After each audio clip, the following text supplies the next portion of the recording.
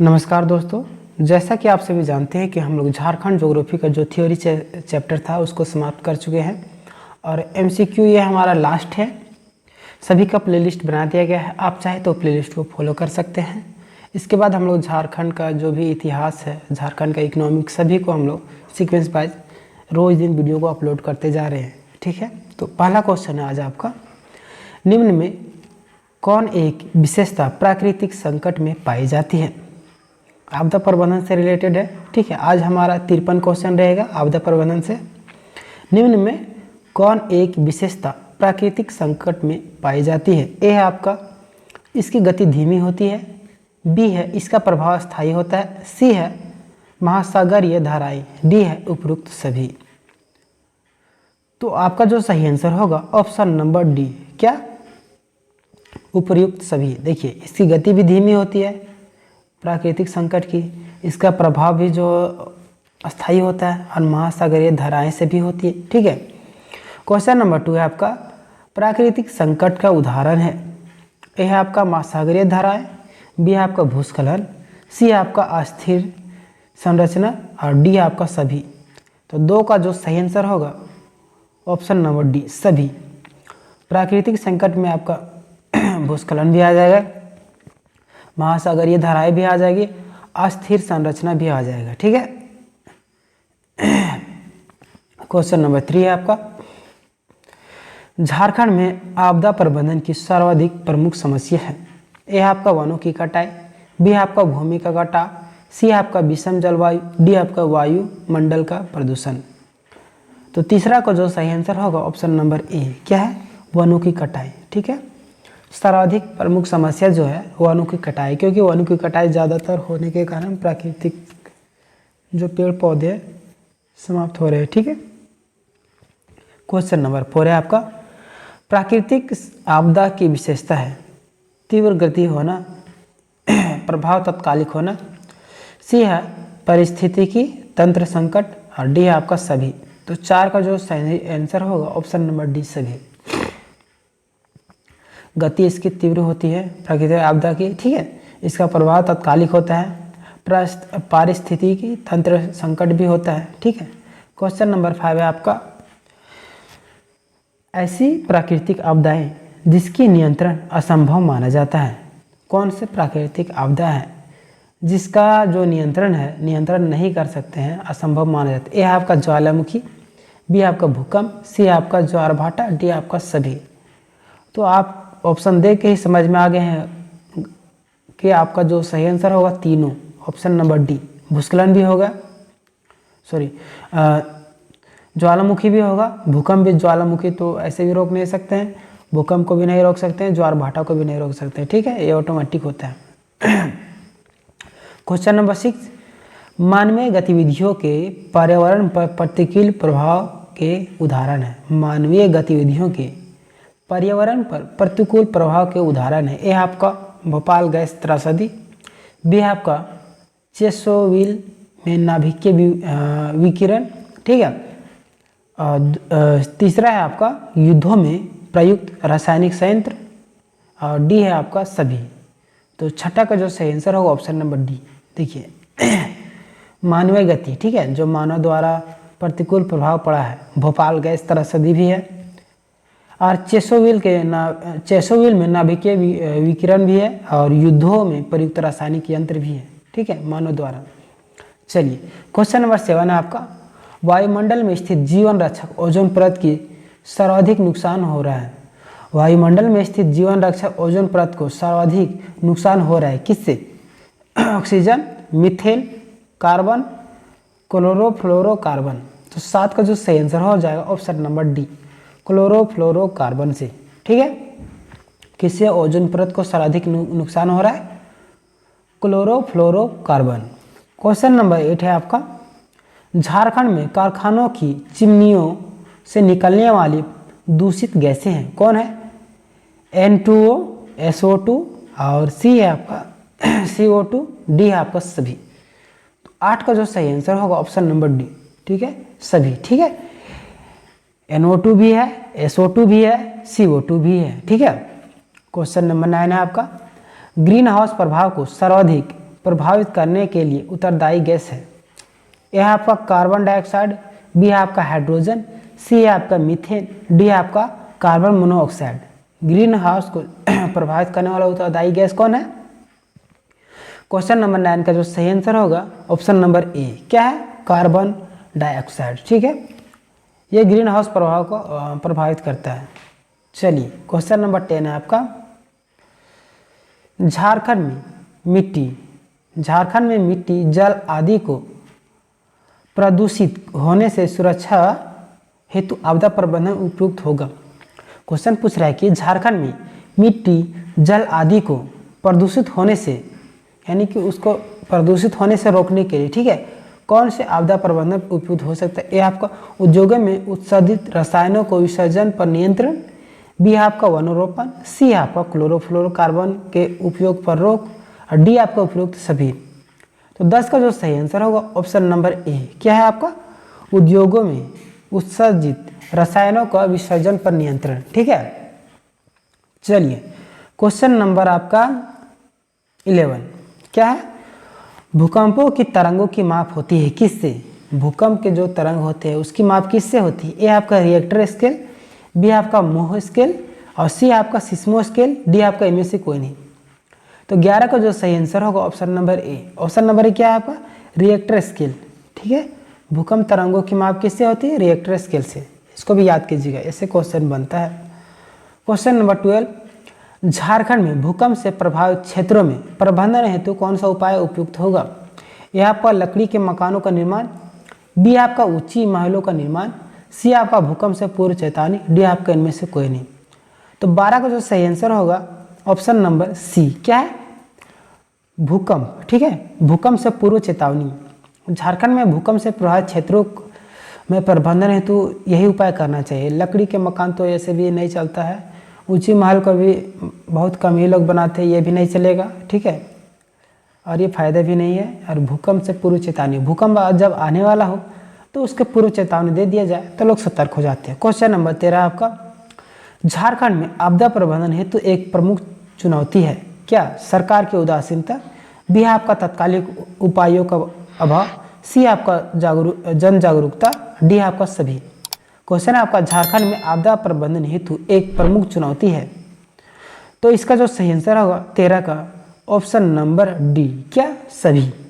सभी कैसे होगा उसको देखते हैं। देखिए, सरकार की उदासीनता भी है, और जो है तत्कालिक उपायों का अभाव भी है, जन जागरूकता, लोगों में जागरूकता कम होती है, तत्कालिक उपायों का भी अभाव होता है, सरकार में कोई मतलब कि रुझाव नहीं होता है, लोग अपने आप में केवल मस्त रहते हैं, लोगों के बारे में नहीं सोचते, ऐसे ही बताया गया। ठीक है, क्वेश्चन नंबर 14 है आपका, रिएक्टर स्केल पर भूकंप का विस्फोट विनाशक होता है। ए आपका 5, बी आपका 6, सी आपका 7, डी आपका 8। तो 14 का सही आंसर हो जाएगा ऑप्शन नंबर डी, क्या है? 8। ठीक है, रिएक्टर स्केल पर भूकंप पर विस्फोट विनाशकारी 8 होता है। ठीक है, क्वेश्चन नंबर आपका है 15, सुनामी शब्द का अर्थ क्या है? जीसस क्राइस्ट, ये तो बिल्कुल भी नहीं होगा।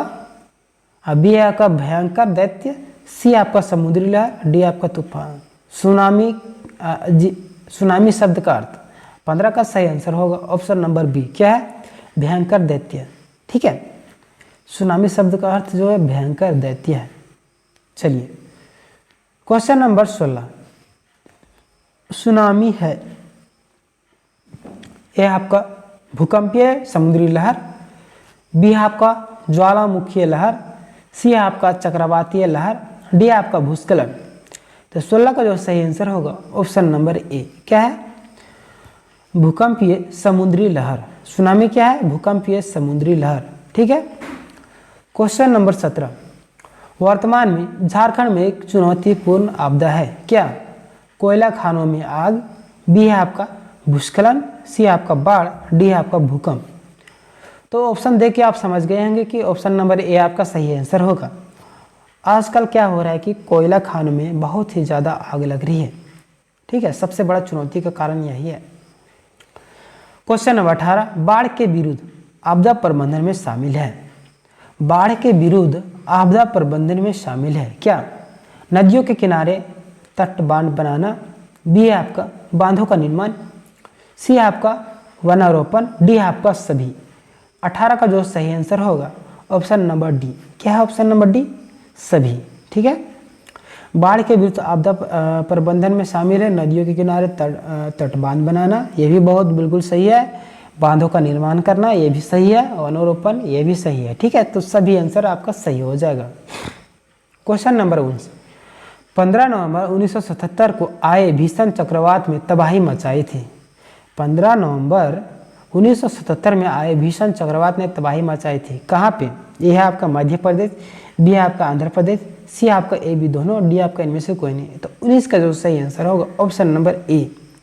मध्य प्रदेश में जो है 15 नवंबर 1977 में जो भीषण चक्रवात आया था वो मध्य प्रदेश में तबाही मचाई थी। ठीक है। क्वेश्चन नंबर 20 से आपका सुनामी आने का कारण क्या है? सुनामी आने का क्या कारण है? ए आपका जल जगत में भूस्खलन, बी आपका समुद्र तल पर भूकंप, सी आपका ए बी दोनों, डी है आपका इनमें से कोई नहीं।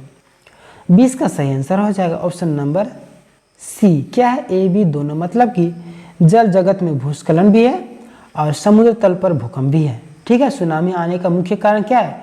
समुद्र तल पर भूस्खलन, भूकंप और जल जगत में भूस्खलन। ठीक है। क्वेश्चन नंबर आपका है 21। क्या है? 29 अक्टूबर 1999 को एक भीषण चक्रवात एक घनी आबादी वाले क्षेत्र में आया। वह क्षेत्र कौन था? 19 अक्टूबर 1999 को एक भीषण चक्रवात एक घनी आबादी वाले क्षेत्र में आया। वह क्षेत्र कौन था? ऑप्शन ए आपका झारखंड, बी आपका दिल्ली, सी आपका उड़ीसा, डी आपका नेपाल। तो 21 का जो सही आंसर होगा option number C, Orissa. Orissa में क्या हुआ था? 29 अक्टूबर 1999 में भीषण चक्रवात आया था। ठीक है। क्वेश्चन नंबर 22 है आपका समुद्र तल में होने वाले हलचलों में पहली चेतावनी कौन देता है? समुद्र तल में होने वाली हलचलों की पहली चेतावनी कौन देता है? ए है आपका सुनामी मीटर, बी है आपका बैरोमीटर, सी है आपका गलमेनोमीटर और डी आपका इनमें से कोई नहीं। ठीक है। तो आपका जो सही आंसर होगा option number A, tsunami meter. ठीक है। सुनामी मीटर जो है समुद्र तल में होने वाली हलचलों की पहली चेतावनी देता है। ठीक है। चलिए क्वेश्चन नंबर 23, सुनामी आने के पहले आपदा प्रबंधन में क्या करना चाहिए? सुनामी आने से पहले आपदा प्रबंधन में क्या आपको करना चाहिए? यह आपका बचाव रास्तों से बाहर निकलने का अभ्यास, और बी है आपका आपदा में काम आने वाली सामानों की व्यवस्था, डी है आपका ए बी दोनों और डी है आपका इनमें से कोई नहीं। आपका जो सही आंसर होगा ऑप्शन नंबर सी, ए और बी दोनों। क्यों? क्योंकि बचाव रास्ते का निकलने का अभ्यास करना चाहिए। ठीक है। अगर उस समय आइडिया नहीं रहेगा तो फंस जाएंगे। और बी क्या है? आपदा में काम आने वाले सामानों की व्यवस्था भी करना चाहिए। ठीक है। सुनामी अगर आने वाली है तो सारी चीज़ों को हमें व्यवस्था करके चलना चाहिए ताकि बाद में दिक्कत ना हो।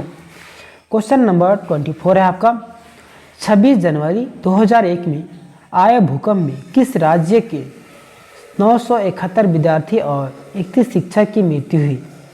क्वेश्चन क्या है आपका? 26 जनवरी 2001 में आए भूकंप में किस राज्य के 971 विद्यार्थी और 31 टीचर की मृत्यु हुई? ठीक है। तो ऑप्शन नंबर ए आपका उड़ीसा, बी है आपका झारखंड, सी आपका गुजरात, डी है आपका बंगाल। तो 24 का जो सही आंसर होगा option number C, Gujarat. Gujarat में 26 जनवरी 2001 में आए भूकंप में, ठीक है, 971 विद्यार्थी और 31 शिक्षक की मृत्यु हुई थी। क्वेश्चन नंबर 25 है आपका तमिलनाडु के भूकंप कुंभकोणम, तमिलनाडु के कुंभकोणम में किस स्कूल में भीषण आग लगी थी? तमिलनाडु के कुंभकोणम में किस स्कूल में भीषण आग लगी थी? यह आपका लॉर्ड कृष्ण स्कूल, बी है आपका लॉर्ड विष्णु स्कूल, सी आपका संत जेवियर स्कूल, डी आपका इनमें से कोई नहीं। तो 25 का जो सही आंसर हो जाएगा ऑप्शन नंबर ए। ऑप्शन नंबर ए क्या है आपका? Lord Krishna school. ठीक है, लॉर्ड कृष्ण स्कूल में भीषण आग लगी थी तमिलनाडु के। ठीक है, चलिए क्वेश्चन नंबर 26, स्कूल आपदा प्रबंधन योजना के कौन से सटीक अंग है? स्कूल आपदा प्रबंधन योजना के कौन से सटीक अंग है? ए है आपका आपदा प्रबंधन का गठन, बी है आपका संकट की पहचान और आकलन, सी है आपका ए बी दोनों, डी आपका इनमें से कोई नहीं। 26 का सही आंसर हो जाएगा ऑप्शन नंबर सी। क्या है? ए और बी दोनों। क्यों? आपदा प्रबंधन का गठन भी करना चाहिए, ठीक है, और संकट की पहचान और उसका आकलन भी करना चाहिए। क्वेश्चन नंबर 27 है आपका, नाभिकीय विस्फोट के कारण, ठीक है, नाभिकीय विस्फोट के समय क्या सावधानी बरतनी चाहिए? यह आपका विस्फोट की आग को नहीं देखना चाहिए, विस्फोट की आग को नहीं देखना चाहिए। बी है आपका विस्फोट से दूरी बनाए रखे। सी है आपका विस्फोट की आग को देखने से, ठीक है, क्या होता है? नुकसान होता है। ठीक है, तो ऑप्शन नंबर सी हो जाएगा बिल्कुल, सॉरी ऑप्शन नंबर डी आपका बिल्कुल सही हो जाएगा। नाभिकीय विस्फोट के समय सावधानी क्या क्या बरतनी चाहिए? विस्फोट की आग को देखना भी नहीं चाहिए, ठीक है, विस्फोट से दूरी भी बनाए रखना, विस्फोट की आग को देखने से हमें नुकसान होता है। ठीक है, चलिए आगे देखते हैं। क्वेश्चन नंबर 28, दक्षिणी और दक्षिणी पूर्व एशिया में सुनामी कब आई थी? दक्षिणी और दक्षिणी पूर्व एशिया में सुनामी कब आई थी? यह आपका 26 दिसंबर 2004 को, बी है आपका 20 दिसंबर 2004 को, सी है आपका 26 दिसंबर 2005 को, और डी आपका इनमें से कोई नहीं। तो 28 का जो सही आंसर हो जाएगा ऑप्शन नंबर ए। क्या है आपका? 26 दिसंबर 2004 को। ठीक है, चलिए क्वेश्चन नंबर 29 है आपका, भारत में सुनामी से कितने लोगों की मृत्यु हुई है?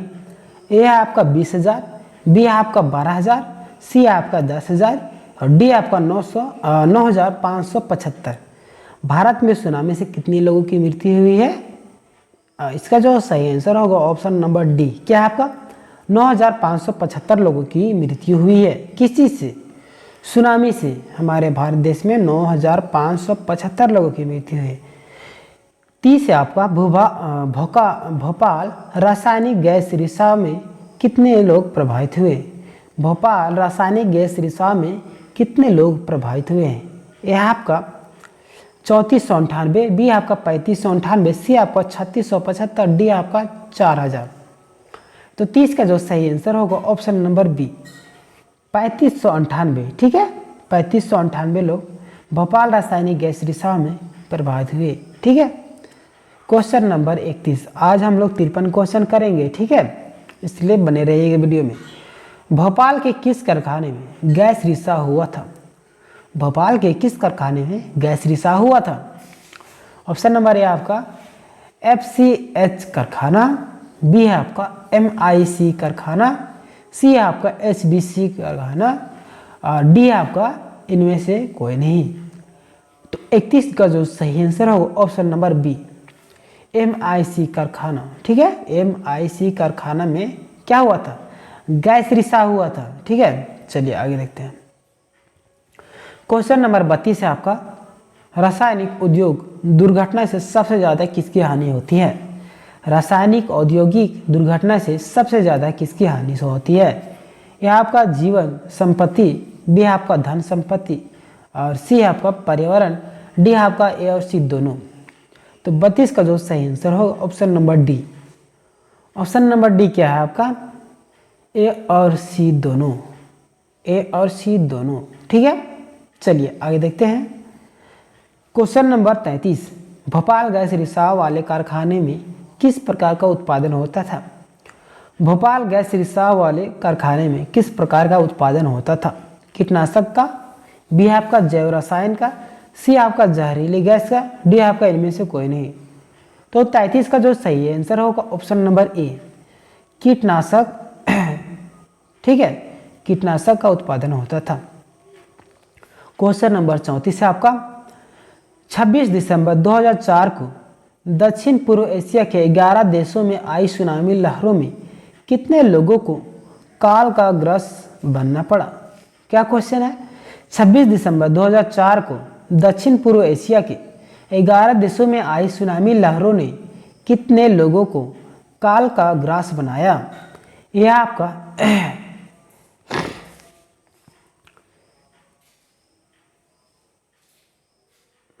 1,45,000, बी आपका 1,50,000, सी आपका 1,10,000 और डी आपका 1,40,000। तो 34 का जो सही आंसर होगा ऑप्शन नंबर बी 1,50,000। ठीक है, 1,50,000 को काल का ग्रस्त बनना पड़ा था 26 दिसंबर 2004 को। ठीक है, चलिए आगे बढ़ते हैं। क्वेश्चन नंबर 35 है आपका, सुनामी लहरों की ऊंचाई कितनी होती है? यह आपका 10 मीटर, बी आपका 10 मीटर से ज़्यादा, सी आपका ए बी ए दोनों और डी आपका इनमें से कोई नहीं। तो आप ऑप्शन देखिए समझ गए होंगे कि 35 का आपका जो सही आंसर होगा ऑप्शन नंबर सी 10 मीटर भी होता है, 10 मीटर से भी अधिक, तो ये भी दोनों भी होगा। ठीक है, क्वेश्चन नंबर 36 है आपका, सुनामी लहरों की उत्पत्ति के समय मध्य समुद्र के, ठीक है, सुनामी लहरों की उत्पत्ति के समय मध्य समुद्र में कोई हलचल नहीं होता है, परंतु यह लहरें भूमि की ओर कितने वेग से भागती है? क्वेश्चन पूछ रहा है कि सुनामी लहरों की उत्पत्ति के समय, जिस समय सुनामी लहरें उत्पत्ति होती है उस समय मध्य समुद्र में कोई हलचल नहीं होती, बीच के जो समुद्र होता है उसमें कोई हलचल नहीं होती है, परंतु यह लहरें भूमि की ओर कितने वेग से भागती है? ए है आपका 150 किलोमीटर, बी आपका 100 किलोमीटर और सी आपका 130 किलोमीटर, डी आपका इनमें से कोई नहीं। तो 36 का जो सही आंसर होगा option number B, option number B क्या है आपका 100 किलोमीटर। ठीक है, 100 किलोमीटर भागती है। चलिए आगे देखते हैं। क्वेश्चन नंबर 37, चक्रवात अथवा सुनामी प्रतिरोधक भवन किस प्रकार के होनी चाहिए? ये बहुत ही इंपॉर्टेंट क्वेश्चन है। चक्रवात अथवा सुनामी प्रतिरोधक भवन किस प्रकार के होनी चाहिए? यह आपका भवनों का निर्माण ऊंची जगह पर करनी चाहिए, बी आपका ऐसी सामग्री का उपयोग करना चाहिए जो पवन तथा जल की भार सहन कर सके और सी आपका ए बी दोनों, डी आपका इनमें से कोई नहीं। 37 का जो सही आंसर होगा ऑप्शन नंबर सी दोनों, क्या ए बी दोनों। ठीक है, ए में क्या है, भवनों का जो निर्माण है ऊंची जगह पर होनी चाहिए। ठीक है, और दूसरा है ऐसी सामग्री का उपयोग करना चाहिए जो पवन तथा जल की भार को सहन कर सके। ठीक है, क्वेश्चन नंबर 38, भूकंप के दौरान धरती पर किस प्रकार का प्रभाव पड़ता है? भूकंप के दौरान धरती पर किस प्रकार का प्रभाव पड़ता है? ए आपका धरती हिलने लगती है, बी आपका धरती या मकानों पर दरार पड़ जाते हैं, सी आपका अधिक तीव्रता वाले जगहों में जन धन की अधिक क्षति होती है। तो आपका जो सही आंसर होगा ऑप्शन नंबर डी तीनों। ठीक है, धरती हिलने भी लगती है भूकंप आने के दौरान, धरती मकानों में दरार पड़ जाते हैं, ये भी सही है, और सी आपका अधिक तीव्रता वाले जगहों में जल धन की अधिक क्षति भी होती है।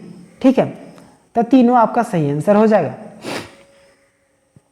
क्वेश्चन नंबर 39, 1990 में आंध्र प्रदेश में आए भीषण चक्रवात जो 1977 की तुलना में अधिक विध्वंसकारी सिद्ध हुआ, इसके क्या कारण थे? 1990 में आंध्र प्रदेश में भीषण चक्रवात जो 1977 की तुलना में अधिक विध्वंसकारी सिद्ध हुआ, इसके क्या कारण थे? ये आपका 1977 की तुलना में 1990 की जनसंख्या में वृद्धि, बी आपका 28 लाख लोग प्रभावित हुए। ठीक है, सी आपका 63,40,000 लोग बेघर हुए, डी आपका इनमें से कोई नहीं। 39 का जो सही आंसर होगा ऑप्शन नंबर ए 1977 की तुलना में 1977 की तुलना में क्या हुआ था, 1990 की जनसंख्या ज़्यादा थी। ठीक है, ये आपका सही आंसर हो जाएगा। चलिए आगे देखते हैं। क्वेश्चन नंबर 40, चक्रवात के पूर्व तैयारी। ठीक है, चक्रवात के पूर्व प्रभावित तैयारी एवं मंदन के उपयोगों द्वारा आपदा का प्रभाव कैसे कम किया जाता है? ठीक है, चक्रवात के पूर्व प्रभावित तैयारी एवं मंथन के उपयोगों द्वारा आपदा का प्रभाव कैसे कम किया जाता है? यह आपका गरान का पेड़ लगाना, बी है आपका चक्रवात रोधी निर्माण द्वारा, सी आपका ग्रामवासियों को सुरक्षित भूमि पर बसाकर, और डी आपका ए, बी और सी तीनों। ठीक है, तो 40 का जो सही आंसर होगा option number D, A B C तीनों। ठीक है, क्या है? गरान का पेड़ भी लगाकर, ठीक है, और चक्रवात रोधी निर्माण द्वारा भी, सी आपका ग्रामवासियों को सुरक्षित भूमि पर बसाकर भी। ठीक है, चलिए 53 क्वेश्चन करने वाला है, उसमें से 40 क्वेश्चन हो चुका है। ठीक है, चलिए अब 41 क्वेश्चन देखते हैं। पृथ्वी के अंदर अकस्मात कंपन होना क्या कहलाता है? पृथ्वी के अंदर अकस्मात कंपन होना क्या कहलाता है? ए है आपका भूकंप, बी है आपका चक्रवात, सी है आपका सुनामी, डी आपका इनमें से कोई नहीं। तो 41 का जो सही आंसर होगा ऑप्शन नंबर ए। पृथ्वी के अंदर जो अकस्मात कंपन होता है वो आपका भूकंप कहलाता है। ठीक है, चलिए 42 है आपका, मानव के क्रियाकलापों के कारण उत्पन्न आपदा को क्या कहते हैं? मानव के क्रियाकलापों के कारण उत्पन्न आपदा को क्या कहते हैं? ये आपका सूखा, बी आपका बाढ़, सी आपका मानव जनित आपदा, डी आपका भूकंप। तो 42 का जो सही आंसर होगा ऑप्शन नंबर सी, मानव जनित आपदा। ठीक है, चलिए आगे देखते हैं। क्वेश्चन नंबर 43, वह कौन सी आपदा है जो प्राकृतिक की प्रचंड के कारण आदि है? वह कौन सी आपदा है जो प्राकृतिक की प्रचंडता के कारण आती है? ए आपका आपदा, बी आपका प्राकृतिक आपदा, सी आपका आग का लगना, डी आपका इनमें से कोई नहीं। तो प्राकृतिक प्रचंडता के कारण आप ही समझ गए होंगे कि 43 का जो सही आंसर होगा ऑप्शन नंबर बी, क्या है? प्राकृतिक आपदा। ठीक है, चलिए आगे देखते हैं। क्वेश्चन नंबर 44, ब्लॉक स्तर पर आपदा प्रबंधन संबंधी क्रियाकलापों का नोडल अधिकारी कौन होता है? ब्लॉक स्तर पर आपदा प्रबंधन संबंधी क्रियाकलापों का नोडल अधिकारी कौन होता है? ए आपका जिला अधिकारी, बी आपका अनुमंडल अधिकारी, सी आपका प्रखंड विकास पदाधिकारी, सी आपका अंचल अधिकारी। ब्लॉक स्तर पर आपदा प्रबंधन संबंधी क्रियाकलापों का नोडल अधिकारी कौन होता है? 44 का जो सही आंसर होगा ऑप्शन नंबर सी, क्या आपका प्रखंड विकास पदाधिकारी होता है। ठीक है, प्रखंड विकास पदाधिकारी। ठीक है, चलिए 45 का क्वेश्चन जो है, संयुक्त राष्ट्र महासभा के जनादेश द्वारा अंतर्राष्ट्रीय आपदाओं के समय कार्रवाई करने की जिम्मेदारी कौन सौंपी गई है? किसे सौंपी गई?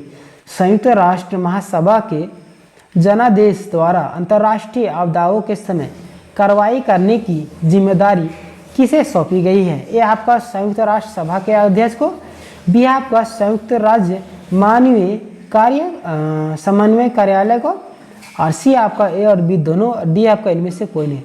तो 45 का सही आंसर हो जाएगा option number B. Option number B क्या? संयुक्त राज्य। ठीक है, संयुक्त मानवीय कार्य समन्वय कार्यालय। ठीक है, चलिए आगे देखते हैं। क्वेश्चन नंबर 46 है आपका, उस संगठन का नाम बतावे जिसका आदर्श वाक्य not me but you, not me but you. यह आपका राज्य सेवा योजना, बी आपका केंद्र सेवा योजना, सी आपका राष्ट्रीय सेवा योजना, डी आपका इनमें से कोई नहीं। तो 46 का सही आंसर हो जाएगा option number C. Option number C क्या आपका? राष्ट्रीय सेवा योजना। राष्ट्रीय सेवा योजना जिसका आदर्श वाक्य है नॉट मी बट यू। ठीक है, चलिए आगे देखते हैं। 47, प्राथमिक चिकित्सा का मुख्य उद्देश्य क्या है? ये आपका उपचार, बी आपका घाव को भरना, सी आपका ए बी दोनों, डी आपका धावराएं नहीं। ठीक है, तो 47 का सही आंसर हो जाएगा ऑप्शन नंबर सी, ए और बी दोनों। उपचार करना भी है, ठीक है, क्या करना है? उपचार करना भी है और घाव को भरना भी है। 48, यदि आप नाव पर हैं और सुनामी की चेतावनी कर दी जाए तो आप क्या करेंगे? यदि आप नाव पर हैं और सुनामी की चेतावनी जारी कर दी जाए तो आप क्या करेंगे? नाव छोड़ देंगे, बी आपका बंदरगाह वापस जाएंगे, सी आपका आप नाव के मध्य सागर में चले जाएंगे, डी है आपका इनमें से कोई नहीं। तो 48 का जो सही आंसर है वो ऑप्शन नंबर बी क्या है, बंदरगाह पर वापस चले जाएंगे। ठीक है, चलिए 49 क्वेश्चन है आपका, ग्राम स्तर पर आपदा प्रबंधन समिति का अध्यक्ष कौन होता है? ग्राम स्तर पर आपदा प्रबंधन समिति का अध्यक्ष कौन होता है? ए आपका मुखिया, बी आपका सरपंच, सी आपका ए बी दोनों, डी आपका जनसेवक। तो 49 का सही आंसर होगा ऑप्शन नंबर सी, ए और बी दोनों। ठीक है, ग्राम स्तर पर आपदा प्रबंधन का जो है अध्यक्ष कौन होता है? ए और बी दोनों, मतलब कि मुखिया भी होता है, सरपंच भी होता है। क्वेश्चन नंबर 50 है आपका, प्राकृतिक आपदा की स्थिति में राहत, पुनर्वास कार्य और बचाव कार्य के लिए कौन उत्तरदायी होता है? ये आपका राज्य सरकार, बी आपका केंद्र सरकार, सी आपका राज्य के मुख्य सचिव, डी आपका इनमें से कोई नहीं। तो 50 का सही आंसर हो जाएगा ऑप्शन नंबर ए, राज्य सरकार। ठीक है, प्राकृतिक आपदा जो है उसके राहत, पुनर्वास कार्य और बचाव का कार्य कौन करेगा? राज्य सरकार करेगा। ठीक है, 3 क्वेश्चन बचे हुए हैं, उसमें से आज 51 क्वेश्चन और देखते 91 क्वेश्चन नंबर पहुंच गए हैं। राज्य में आपदा की स्थिति आने पर कौन वित्तीय एवं संचार तंत्र संबंधी सहायता प्रदान करता है? ए आपका राज्य सरकार, बी आपका केंद्र सरकार, सी आपका गृह मंत्री, डी आपका वित्त मंत्री।